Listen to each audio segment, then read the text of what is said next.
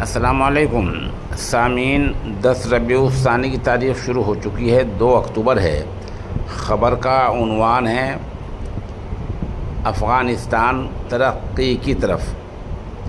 خبر آ رہی ہے کہ افغانستان کے وزیر خارجہ جناب عامر خان متقی اگلے ہفتے چند دنوں میں ہندوستان آ سکتے ہیں۔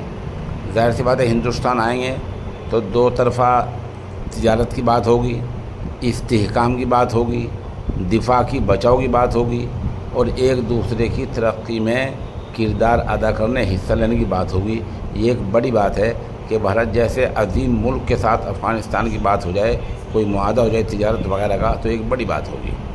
دوسرے کے میڈیا کے ایک طبقے نے جو یہ افواہ پھیلائی تھی، شور مچایا تھا کہ افغانستان میں ملک کی سطح پر انٹرنیٹ بند کر دیا گیا ہے، یہ افواہ 100% کیا 101% غلط ثابت ہوئی ہے۔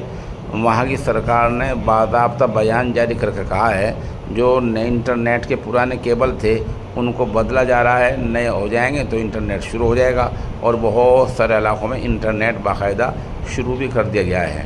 تو بہرحال میڈیا نے پچھلے ہفتے گمراہ کیا تھا، لیکن اب یہ خبر چھن چھن کر دھیرے دھیرے آنی شروع ہو گئی ہے کہ ایسی کوئی بات وہاں نہیں ہے۔